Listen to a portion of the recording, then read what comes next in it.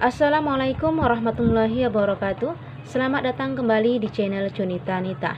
Nah, di video kali ini kita akan membahas materi mengenai uncountable noun atau kata benda yang tidak dapat dihitung. Maksudnya di sini tidak bisa dihitung dengan angka berupa jumlah seperti 1, 2, 3 dan seterusnya. Baik, uncountable noun adalah kata benda yang tidak dapat dihitung dengan angka. Uncountable noun meliputi kata-kata yang termasuk dalam material noun dan abstract noun. Nah, misalnya di sana bisa kalian perhatikan contohnya seperti salt, water, tobacco, ink, sugar, air, butter, darkness, rain, flour, joy, and etc. Jadi masih banyak lagi yang lain contoh-contoh daripada uncountable noun ini. Nah, berikut ciri ataupun sifat yang khas daripada uncountable noun. Bagian A. Uncountable noun tidak dapat dirangkaikan langsung dengan artikel ataupun en. Contohnya di sini a cup of tea, a lot of meat, a piece of chalk, a plate of rice. Jadi, uncountable noun itu tidak bisa digabung atau tidak bisa langsung dirangkaikan dengan artikel ataupun artikel en. Ciri khas yang kedua, yaitu bagian B, selalu dalam bentuk tunggal atau singular dan tidak mempunyai bentuk jamak. Contoh di sini, I always write a letter on the paper. Saya selalu menulis surat di atas kertas. Jadi bisa kalian perhatikan pada tulisan yang berwarna merah, the paper, di sini dia tetap singular ataupun tunggal. Contoh yang kedua, a fish always swim in the water. Perhatikan kata yang berwarna merah, the water. Nah, the water di sini penulisannya selalu dalam bentuk singular ataupun tunggal.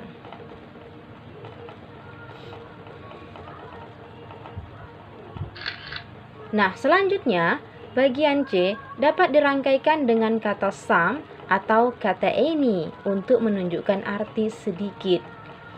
Jadi, some itu digunakan untuk kalimat positif, sementara any digunakan untuk kalimat pertanyaan di sini. Berikut contohnya, I bought some sugar yesterday. I bought some sugar yesterday. Jadi, sugar merupakan kata yang termasuk dalam uncountable noun yang bisa didahului oleh kata some sugar. Jadi some di sini artinya sedikit. Bisa kalian lihat contohnya, saya membeli sedikit gula kemarin. Itu dia terjemahannya. Nah, untuk contoh yang kedua, do you have any coffee? Apakah Anda mempunyai sedikit kopi? Jadi any bisa diikuti dengan uncountable noun, tapi dengan syarat artinya menjadi sedikit. Baik, bagian yang D dapat dirangkaikan dengan kata much, a lot of, a great deal of, atau plenty of untuk menunjukkan arti banyak. Nah, berikut contoh kalimat. We need a plenty of fruit. Kami membutuhkan banyak buah-buahan. A plenty fruit. Jadi, a plenty of di sini artinya banyak. Contoh yang kedua, I have a lot of ink. Saya mempunyai banyak tinta. Berikutnya, ciri khas uncountable noun bagian E, yaitu dalam penggunaan kata kerja, uncountable noun selalu menggunakan kata kerja tunggal, yaitu dengan menambahkan akhiran s ataupun is dan kata kerja to be, is ataupun was. Contohnya di sini, there is a lot of paper in his bag. There is a lot of paper in his bag. Nah, perhatikan pada kata is di sana. There is a lot of paper. Jadi pada kalimat atau pada kata yang diwarnai berwarna merah, di sini memberikan tanda bahwasanya untuk kalimat yang pertama itu menggunakan kata kerja to be, yaitu is. Kemudian disusul dengan kata a lot of, disusul dengan paper sebagai kata benda, uncountable noun. Nah, untuk contoh yang kedua, the knowledge. The knowledge artinya pengetahuan. Makes, ya. Pada kata kerja itu menambah akhiran s. Kata kerja dasarnya adalah make. Berhubung the knowledge merupakan kata yang termasuk dalam uncountable noun, maka pada kata kerja atau pada verb make ditambah akhiran s menjadi makes. Sehingga kalimatnya, the knowledge makes me smart. Pengetahuan membuat saya pandai. Nah, bagian yang F, ciri-ciri khusus daripada uncountable noun yaitu dapat dijadikan bentuk countable noun dengan cara menambahkan quantifier atau kata yang menunjukkan kuantitas atau ukurannya. Contohnya, a pound of meat, 1 pound daging. 2 cup. Jadi perhatikan pada 2 itu 2. Artinya dia sudah jamak. 2 cup of coffee. 2 cangkir kopi. A cup of tea, secangkir teh. A glass of milk, segelas susu. A can of butter, sekaleng mentega. Jadi dia bisa berubah menjadi countable, akan tetapi dengan cara menambahkan quantifier ataupun menunjukkan kualitas ataupun ukuran dari suatu benda, ukuran takaran daripada suatu benda tersebut.